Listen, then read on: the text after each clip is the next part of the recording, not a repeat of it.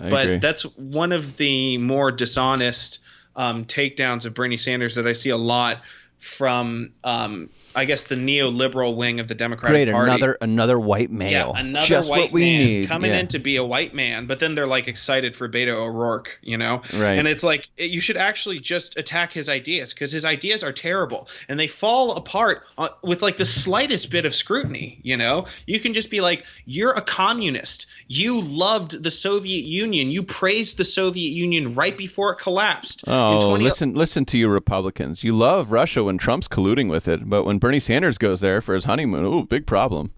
Yeah, it's not, Ethan. Anyway, moving on.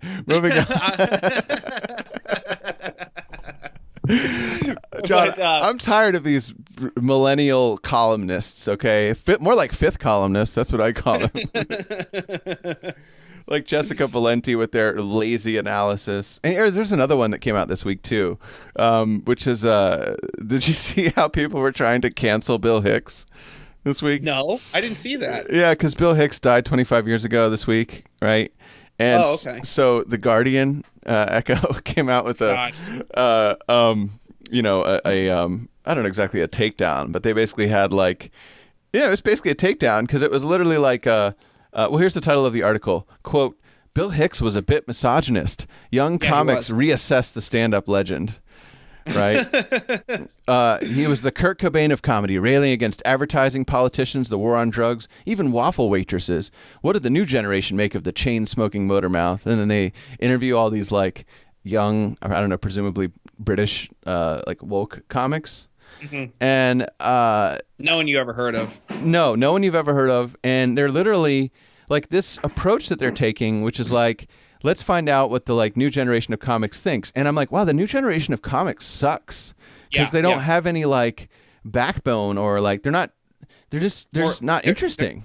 And they're not individualistic. They all think as a group. Yeah. So here's a quote from this one. I think it's like a black female comic they interviewed. Pets is her name. She's here's the problem. These days, says Pets, if an angry white guy stands in front of an audience spouting his opinions like they're 100% fact, people will be quite alarmed. In the 90s, that was stand-up's most romanticized mode. Today, in an era much more alert to privilege, gender, and cultural politics, it's not such a good look, especially after Louis C.K.'s behavior. To Pets, who is the co-founder of the queer comedy collective The LOL Word, Hicks is like mansplaining from start to finish. And we're a bit bored nowadays of that. It's like, what is stand-up comedy if not mansplaining, right? Yeah, right. I mean, it can be womansplaining too if it's a female comic, but like seriously, like you are supposed to stand up there and give your take on the world. And you're not supposed to like be like, I guess, is that what it is? I don't know. I could be wrong. Right? You don't have to laugh if you don't think that joke's inclusive enough. Right? Yeah. But I will agree with this SJW comic that you're talking about. Bill Hicks is super overrated. And if you were to ever watch... He is overrated in some ways. And his comedy has not aged well. A lot of it is really... Like, I'll give you an example of something of Bill Hicks's that even made me go like, ugh, is like he used to rail against George Michael. You know, like he used to be like, he used to call him a fag and stuff. And he used to be like, oh, ladies, you're gushing over a fag. He's a fag. Don't you know George Michaels is a fag? And I'm like, okay, dude. Yeah, that's really funny. It's like he's gay. But so like, is that the joke? The joke is that I think gay? the joke was that he was in the closet at the time. Right. So it was like, obviously he's gay. It's like doing a Liberace joke, like, hello, is there something that you're not noticing about this guy? But like the whole time he's like, oh yeah, I love ladies. So that's why it's funny, because like George Michael is, still in the closet, right? It didn't make me laugh. Yeah, it's a little bit, it's dated. It's like Eddie Murphy has like, homophobic material too, I still but think it's still funny. Eddie Murphy's homophobic material is still funny. It's very funny. He talks about getting beat up by a gay guy and stuff. Yeah, that's a classic. Yeah. That's a classic bit. And Bill Hicks's misogynist joke against Waffle House waiters is actually pretty funny too. I know. He's like, I don't want to. He's like, she's like, what you reading for? And he's like, what am I reading for? Not what am I reading? What am I reading for? He's like, oh, geez, I guess I read for a lot of reasons. I guess maybe number one, so I don't become a fucking waffle waitress. and they totally like talk about that. They're like, well, we actually believe in the service industry is really important and we shouldn't make fun of people in the service industry. I'm like, Jesus balls. fucking Christ! Like, grow some balls. Like, why don't you? Yeah. Why are you doing comedy or are you like running for office? Like, seriously, it's so weird, right? And like, go ahead. Stand-up comedy. No, honestly, the SJW crowd wants to politicize stand-up comedy. Like stand-up comedy, so they don't have to be funny, so they can be lazy. Exactly. So they can just spout their opinions, and then everyone does the seal clap together. Oh, good one. Right. And that way you don't have to craft original jokes. You don't have to come up with original points of view. You don't have to have like insightful observations about the human experience. You can just say the Republicans are bad, or what's with all these old white men wanting to control my body? Like I've heard that joke for 12 fucking years now. Oh, and by the way, that was the stuff that Bill Hicks was talking about. He was talking about how old white men are trying to control your body and how that's bad. Right. Because that was the power structure back then. He was trying to take on the power structure. Now the power structure is fucking woke feminist comedians, I guess. It's writers crying that Norm Macdonald is on set, so he gets canceled. Writers that get paid, $500,000 a year. Exactly.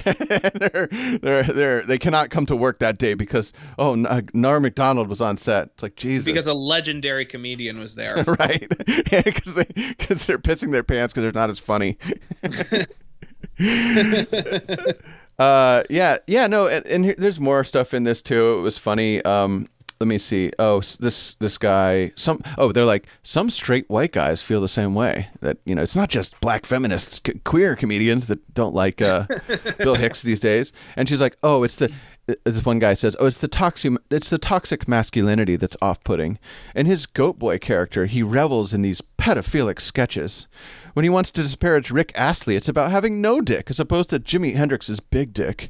Yeah, what could be good about a big dick,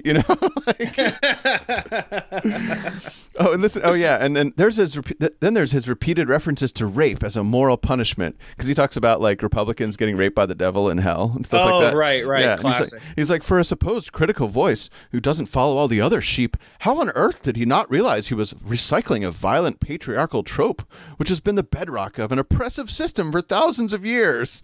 Like, are you a comedian? What the fuck are you talking about? I know, because I'll be honest, like I think you can be like the most hypersensitive social justice warrior ever, but the idea of like Republicans getting raped by the devil is pretty funny. I think that's the whole point, right? It's like you're supposed to be able to like think like as a comedian you hyperbolize, so you should think of like the worst thing that could happen, right? And you're always going for the worst thing to explain something. It's just that's. Of course, yes, being raped by demons, that's pretty bad. All right, I don't know if it was like George Bush raping Rush Limbaugh, or he even have all these things about Republicans, and it was great. Like he would say, he was always taking down Newt Gingrich, Rush Limbaugh, all those guys, and he thought that they were trying to create like a Handmaid's Tale type world. And the reason I'm a Democrat, by the way, is because of basically the whole Bill Hicks type ethos about that.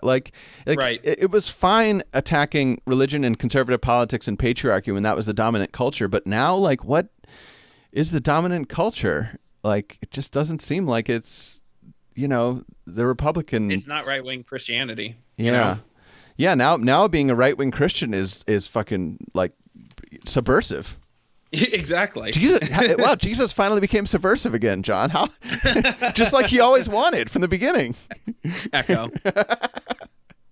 No, but to the, just so I can be fair and balanced with these SJWs we're blasting for being so unfunny, there is a group of comedians who think that being racist and sexist and being like, I'm proud of being a white male, like that in and of itself is funny, Like, are you talking about yourself?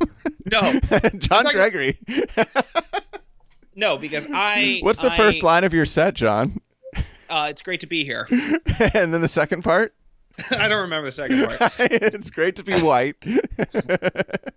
But I do it ironically, Ethan. There's this little okay. thing. Well, that's what they would probably tell you they're doing it ironically too, wouldn't they? Steven Crowder is not doing it ironically. Oh, he's not a comedian. That's how he got his started in this whole thing. Is he was a stand-up comedian, and that's like really? That's like how, that's why he got started his radio show, is because like he's he would be popular in, you know, the small right-wing white conservative audiences, and then he would do like a more mixed audience, and it's like, oh, these libtards can't handle the truth, you know. And he still bills himself as a comedian, he still considers himself a comedian, but like Steven Crowder's shit is like a perfect example of, you know, the toxic masculinity or whatever being wrong. Bill Hicks is not. Bill Hicks is like a little flabby cuck, you know. Yes, and he's not I mean, he's not like saying like, let's, I don't know, like an example of actually someone who would be toxic masculinity from that era would be someone like Dice, right? Like Andrew Dice Clay is literally like, hey, they should fucking suck my cock, these women. Get in the kitchen, bitch. Andrew Dice Clay is literally coming up with nursery rhymes about like receiving oral sex and then punching women. Right. But he's been rehabilitated, which is so crazy. And then people are they're going after Bill Hicks, and Bill Hicks is the exact person who's going after that kind of comedy, not necessarily because it's misogynistic, but because it's dumb and easy. Right. Bill, you know, whatever you say about Bill Hicks, and like it's true. I mean, did he ever come up with like, you know, I mean, was he like super funny? Is his writing super good? I don't know. I liked him. People like him because of his anger. They like him because he was countercultural. Yes. Whatever you could say about him is he was really willing to go out there and try to make comedy harder. You know, he was willing to go out there and alienate the audience. And he was very genuine, and he was like, "This is me. These are my opinions." You know, he was very, and he was willing to alienate the audience, and that is like the sign of a good comedian. Yes, and he was like, I love smoking. I don't care if I die of cancer. And then he died of cancer. So talk about commitment to the bit, John.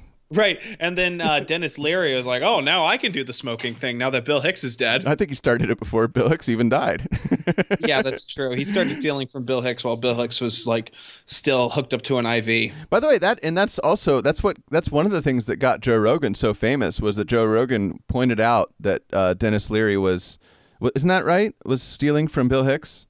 No, Joe Rogan got famous for pointing out that Carlos Mencia was stealing from Ari Shaffir. That's right. Yeah, who was the person who pointed out that? Well, anyway, I'm sure Joe Rogan. Louis C.K. pointed out that that Bill Hicks, that Dennis Leary stole from Bill Hicks and then stole from him. Wow. John, I'm just sick of all these white men stealing, you know? Ethan, we should have never let the Irish into this country. John, I think you have to go back. Hey, fair enough. See you later, boys. Aaron, go back. Aaron, go back. Oh, I like it.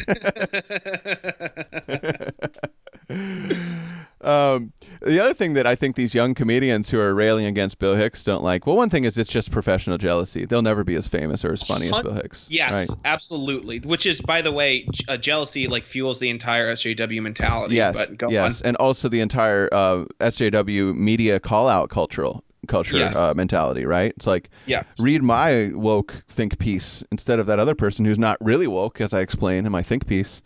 Right. Yeah.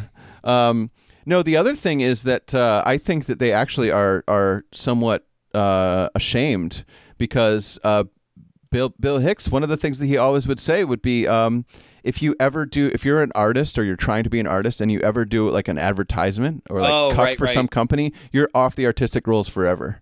Yeah, he said that I was sucking the devil's dick. Yes, and you would make fun of Jay Leno. But by the way, John, sucking the devil's dick, a violent patriarchal stereotype, and how dare he? We talk about Jay Leno, and Jay Leno's like one of the richest comedians ever, and he's like he's hosting the Tonight Show, and he's doing Doritos commercials.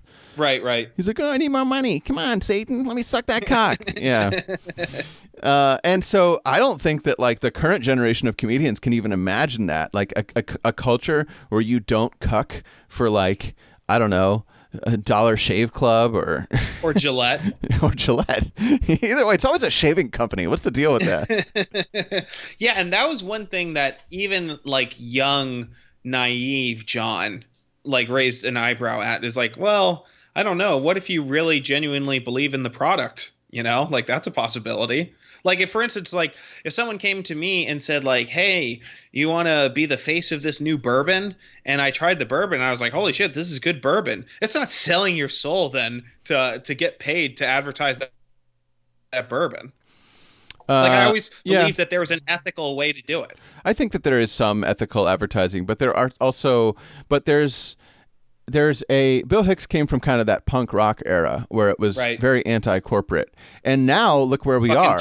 We're literally Generation like X. Yeah, Gen X. And now look at Generation Z. Generation Z is like, let's give all reins of power to corporations, and also they should be our friends, and they should. It's a woke capital. Woke capitalism. That's right. Yeah, and Mark Zuckerberg, he's going to protect us, and I'm just like, I don't think that corporations should have any kind of moral stance whatsoever on anything, and therefore you should know that when you are selling yourself to them, you're being a whore. And maybe you can be a whore ethically sometimes, but you should be aware of it. And at least Bill Hicks had some awareness of that. Like the current generation just can't wait to fucking roll over and cuck for like the nearest sponsor. And and maybe part of that is also just the kind of balkanization of media and the fact that like all the gatekeepers are gone, so you kind of have to get an advertiser.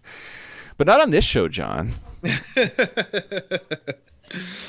Well, I mean, I wonder if Bill Hicks would consider, having a Netflix special. If he would consider that sucking the devil's cock instead of just like putting it out on the internet yourself. No, because I think like that's like having an HBO special, right? They pay you a certain amount of money and then you do it, right? Yeah, I guess so. What a hypocrite.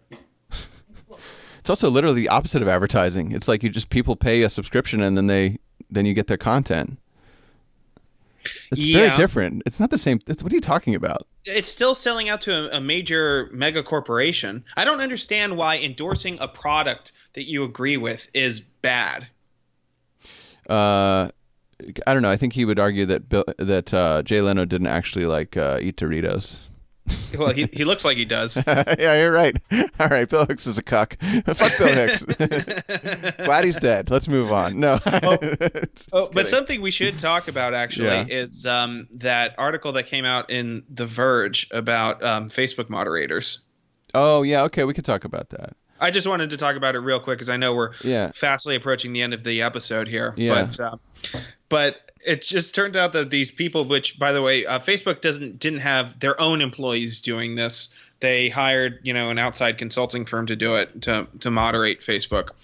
And because the average Facebook employee makes $240,000, and the average Facebook moderator that works for this other company makes $28,000. Right. And their job is literally destroying them.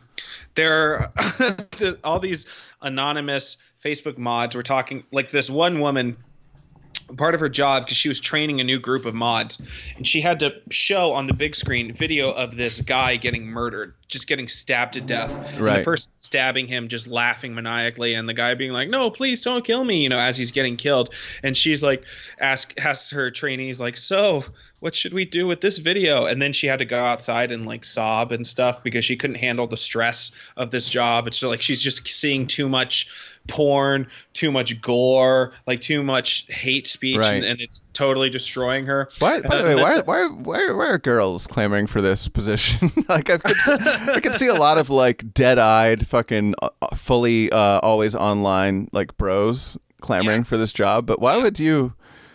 Are there no other jobs? I don't. This is her aspiration to work there.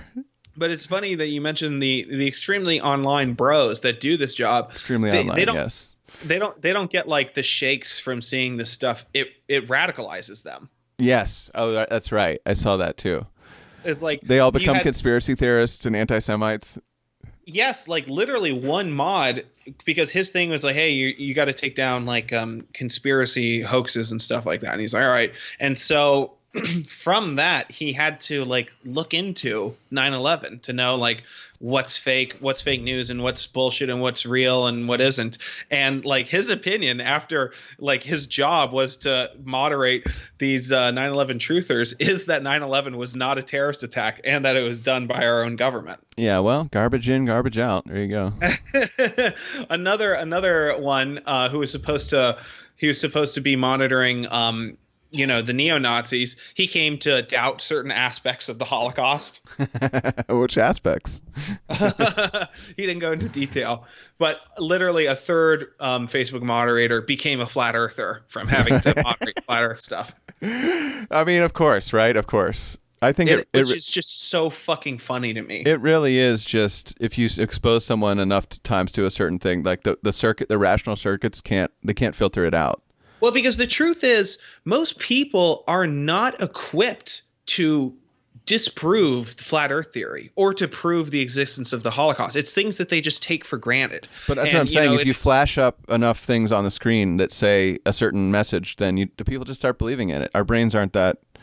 They're not sophisticated enough to filter that out after a while, right? Well, I'm not saying it's that. I'm not saying it's like this brainwashing thing. I'm saying that these people did not have the tools beforehand going in like, I know this argument is wrong because of this reason. I see. I know that, like, this thing happened. I know that they rebuilt the gas chambers in Auschwitz in 1952. I know that, so like it's not some huge revelation. But if you go into it just thinking that you have the tools to debunk these people, you're going to be wrong. They do know more than you do. They're still wrong, but they know more about the subject than you do. So in your attempts to debunk them, you're going to be like, holy shit, you're right. The 9/11 Commission is 80% redacted. What is the government keeping from us? Right. Oh, that's great. It's like, wow, they really did change the sign at Auschwitz saying 1 million people were killed to now 4 million people. So the girls get PTSD and the guys just become like total conspiracy wackos. Yeah. That looks about what's going on. And then it said also in that article that like during their work breaks they would smoke weed and have like trauma sex. I didn't see that part. Oh, you didn't see that? Oh, they said they would like all like nip off to the broom closet to fuck because they were so traumatized that like sex was the only escape. Yeah. You didn't read that part? I thought that was the most interesting part. No, of course the Holocaust part was the most interesting to me. I was like, I want to work there. You got to have sex and also like look at terrible things on the internet. I love that you're like, yeah, God, it just all this horrible racism and stuff. It's really getting to me. Want to fuck? I have a huge heart on here. After looking at all this gore porn. What's that, honey? I'll dry your eyes. Then I'll wet them again. Oh, yeah. It sounds like a bad place to work, but I was intrigued. The part of me was like, I could do that job. Of course. I literally could. I feel like I could too, but you always think that, right? You think that you have an iron will, but I don't know. After 40 hours a week of being exposed to like just the same meme over and over, I don't know. Maybe even you or I would crack, John. I don't know. Conspiracy Friday's gotten a little stale. I'd love some new, fresh. You could learn a lot of new stuff, right? I got to reach out to one of these Facebook moderators.